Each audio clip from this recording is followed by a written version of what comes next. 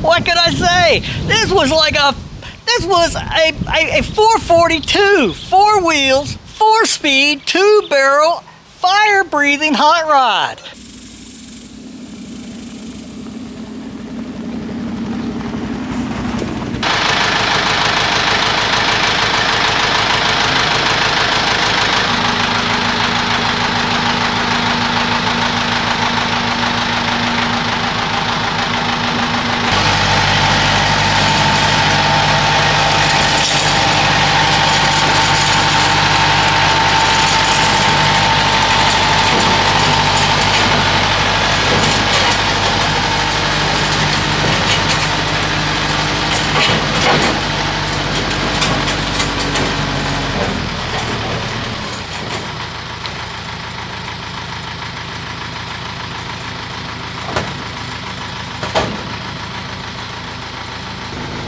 Well, it looks like I need to do some cleaning here. All right, well, I guess we're just gonna load this up in the bucket of the tractor. Well, it's not fully cleaned out, but at least I can kind of get a feel for what this cab corner is gonna look like. All right, okay, what do I need to do now is I need to cut all the 8 bolts on this bed so I can get this bed off of here so we can work on this cab corner. Actually, we're not going to work on this cab corner. We're going to steal pieces off this cab corner. All right, let me get the grinder out, and I'm going to just grind the heads of the bolts off. So I'll get back with you when I got all that ground off.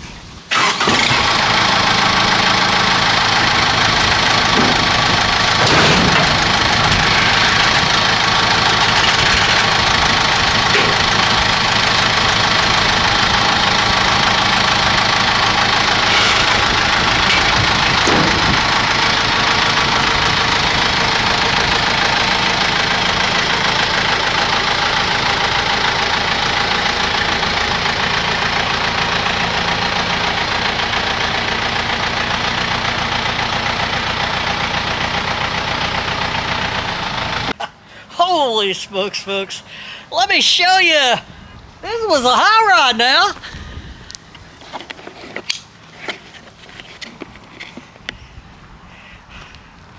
Look at that. True dual exhaust. Air shocks. You know, and it had 304 cubic inches of fire-breathing muscle with a 4-speed transmission. What can I say? This was a 442, 4 wheels, 4-speed, 2-barrel, fire-breathing hot rod. Okay, so I'm gonna put our project back in there. And now that I got the bed off of it, we're gonna start opening that thing up and find out if, you know, if I gotta cut this one up, or I can actually patch that one. Let's get after it. All right, so I've been studying this a little bit, and I kind of scoped the pickup out, you know, the one we just took apart. I don't know. Let's go look at the other one again. All right, this is what we got.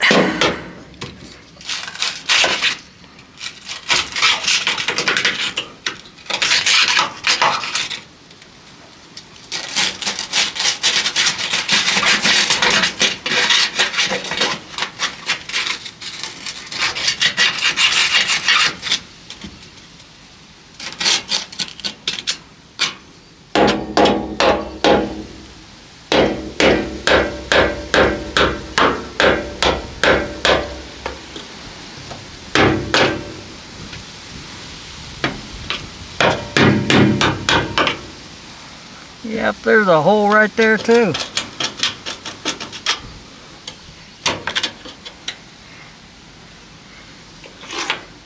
All right, let's see if we can see underneath it. Well, you guys can't see that.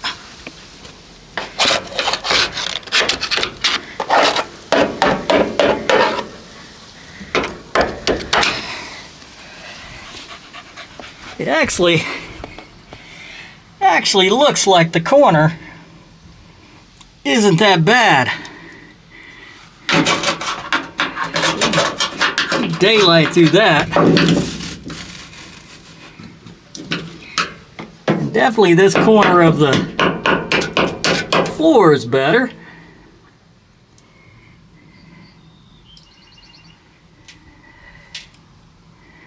Well, still gonna have to fix both of them, but I think I'd like to see what's behind that corner, because it looks like this one is better than the one I got, and if I get it apart, maybe I can clean this up.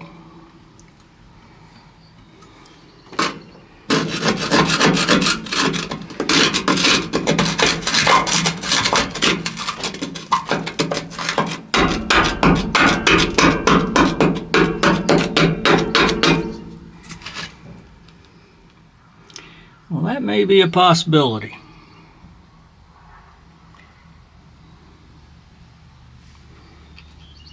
All right.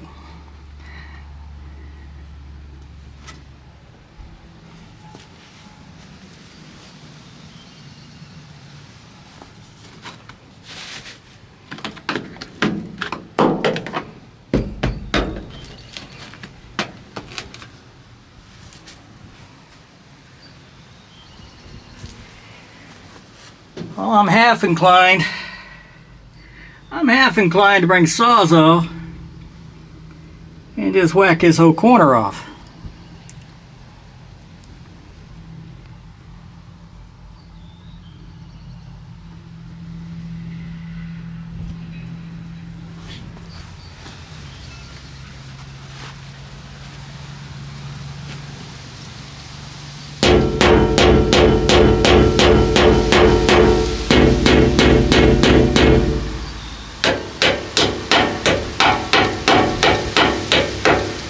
Definitely looks like this one, where that pinch weld is.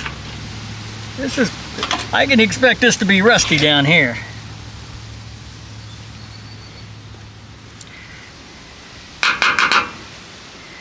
Well, let's go brace up that cab in there, and let's cut this corner out, and probably cut this back out. Now let's have a look at what we really got going on. All right, got some braces in there. I don't think the cab's going to go anywhere, but I wanted a long diagonal brace to keep the back of the cab up, and this will keep the in and out, and it'll keep the bottom hopefully where it needs to go. After a lot of pondering, I'm going to cut right above that blue tape line on that outer skin, and then you can kind of see where I've marked the black line there. I'm going to open that hole back up. My goal, the way this is shaking out, my goal is to see if I can get that inner brace. Get that inner brace made right there. And replace this back to a point. Doesn't seem like a very lofty goal, but sometimes it just be that way.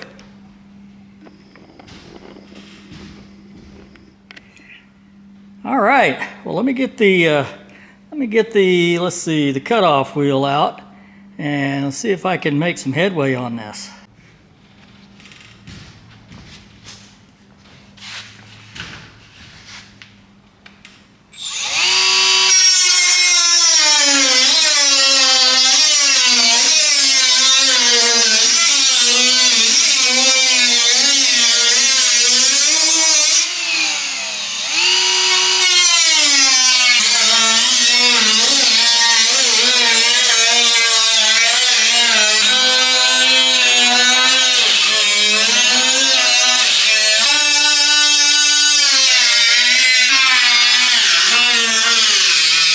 did find all the spot welds, so let me see what I can do about getting them out.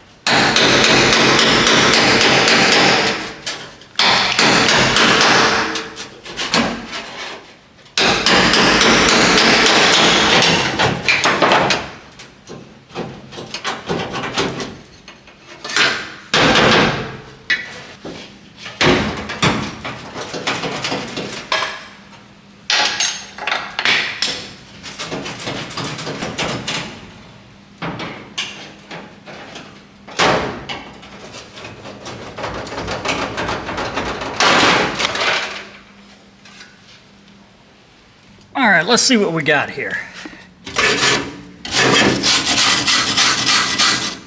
Let me get the wire brush on a grinder. Let me clean that up. All right, I'll be right back. Okay, folks, let's have a look at this thing. So, this piece is this big cab support that goes all the way across. So it comes, you know, down, makes a 90, makes another 90, and actually I thought it actually spot welded to the cab floor through here, but it doesn't. It must spot weld through the cab floor here, so the cab floor itself is flat. It doesn't have a turn down on it out here. But the problem, let me see if I can get the light in there. You see that light shining through? That cab floor itself's got some holes in it. So we're gonna have to get this opened up enough that I can get in there and cut the cab floor out and get it fixed. Then we need to fix this. Let me go ahead and open this up. I think I'm going to cut it down the middle inside. You know, up to here somewhere. Well, that's not too bad. I think maybe we'll cut it to the flat spot there. So, cut it down the middle, come across, and see if we can get that out of there and have a look how bad that cab floor is. All right. You know what, folks? I think I've changed my mind. I think I'm gonna cut that whole thing out of there, because by the time I get it all cut away so I can work on it, it's gonna be in pieces, and then it's gonna be a problem. So I'm going to just cut it all out of there. It looks like I got enough reference points that I should be able to put the thing back in there. And if I have to cut the corner out of that other one out there, which I'm still not sure I'm not going to have to do, we should be able to get it back in there. All right, let me get the Sawzall out of here. We're going to fix something one way or the other.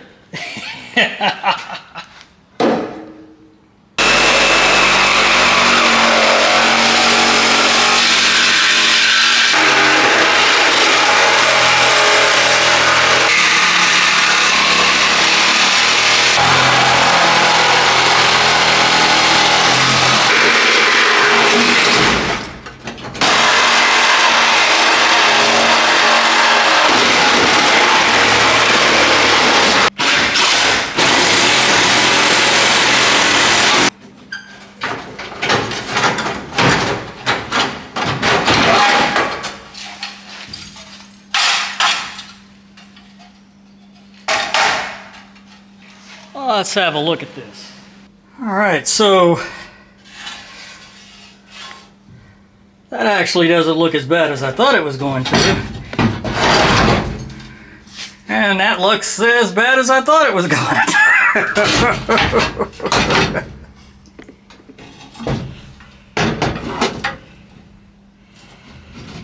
Alright, so we need to make a plan on how this is going to go back together. Let me get it over on a bench. Every time I think I got a plan, the more I started marking out on the sheet metal, and you know, I actually think this needs to be fixed first. So, I think the way I'm going to fix this, I'll find a piece of metal and cut it to this shape. And then, the interesting thing about this is it's not flat anywhere. This comes up, bends up, and then comes down. Same thing with the inner piece. So I think we're going to have to do the multi-piece thing and weld it together. Because I don't think you guys can pick. Either I don't have the skill or we don't have the tools. It doesn't really matter. I don't think I can make it. So I'm going to have to make it in multiple pieces. Okay, well, I think that's a little thicker. So let me find another piece of metal and let me get it marked out.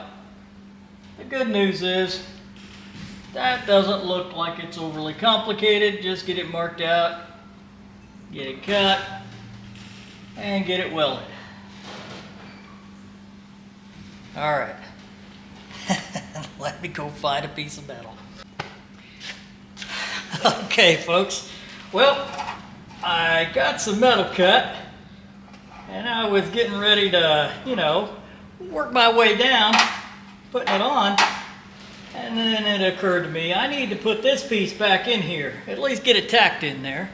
So I'm going to get the welder around here and get that tacked in there.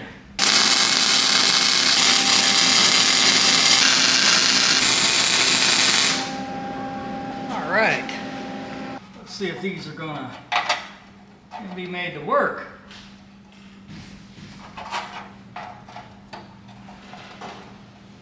Let me get some vice grips. I guess we don't need the tape anymore, do we? Well, that's not too bad. You notice I didn't have a long enough piece of metal. We're going to have to weld these together. Looks like that one needs just a little bit of a tweak. Let me hit it with a hammer.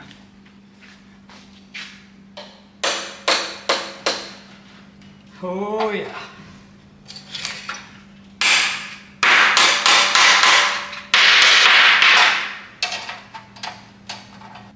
Oh, much better. Much better. All right. I think I'll get those tacked together right there.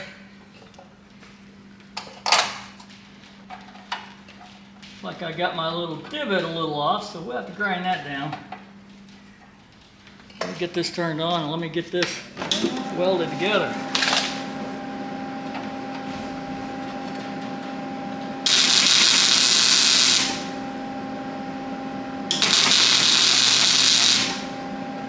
All right. Now I need that strip right there.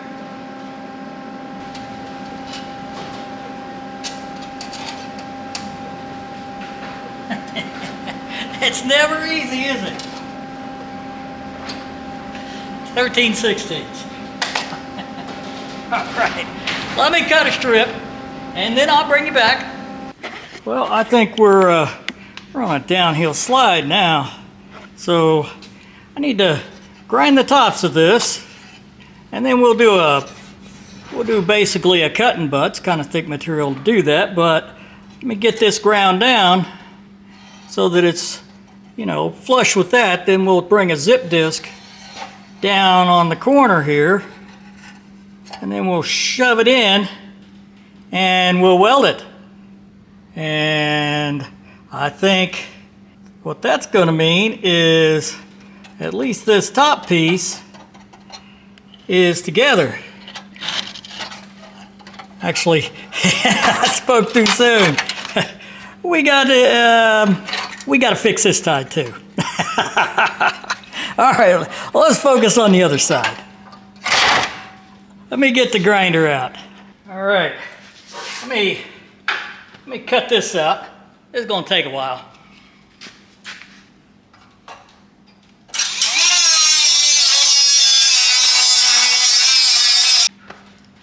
All right, let's have a look at it.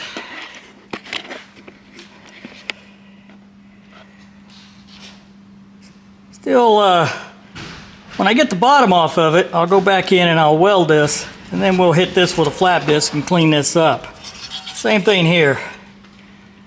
We've just run out of time today. But, like always, you know, this stuff takes longer than you think it ought to take. I wanted to leave you with you know, 2 bonuses for those of you who stuck around this long. I suppose you guys have, you've heard of Archimedes, right? He was working on, you know, how to calculate the volume, basically, of a gold crown that he suspected had some silver in it. Now, this isn't the complete solution that he found, but he went in to take a bath, and he went down in the tub, and the water come up. And then all of a sudden it hit him. You know, the displaced water was equal to the volume of his body that was going in it. He was so excited, he jumped out of the tub, he run down the street, you know, buck-ass naked, going, "Eureka, Eureka!" Well, the reason I tell you that is because I seem to follow Damocles. Not Archimedes, but Damocles. In his world, he has these eureka moments, but when he has these eureka moments, it's like he discovered what he thought was right was wrong. And so he says, "Damn it." Case in point, in the flux welding video, I basically said that the reason the TIG weld grinds easier is because it's softer, because it uses a different rod. That's what everybody told me. I mean, you guys know I haven't done any steel TIG welding. So I decided that independently, okay, I've been playing with the aluminum rod. I need to get me some steel rod. So I went looking, and lo and behold, it appears that one of the most common steel rods is ER70 S6. You know what? That's the same wire that goes on a MIG. In terms of my, you know, my gas welder over there, I use ER70 S6. All kinds of things are going on in my head. I'm like, well, it sure ain't the wire, is it? So, damn it. So I went on a search. And I am still searching, but it appears that when you're welding steel on a MIG, the heat is very concentrated, very fast, and you're usually welding a panel, so it cools extremely fast. When I looked at the carbon content of that ER70 S6, it's got like 7 to 15 points carbon, so it will work hard. And it will heat treat. So I'm going to try this when I get the rods in, but my suspicion is that the TIG, now I have no idea when you're spot welding with the TIG, maybe that's why people are using that bronze silicone wire. I don't know. But anyway, I'm going to try it on a weld, and it would seem that it's, you know, it would seem that it's plausible that the TIG keeps the weld hotter longer than the MIG does. And if that's the case, then there is some tempering, or there's some heat treating going on with that wire in the MIG side versus the TIG side.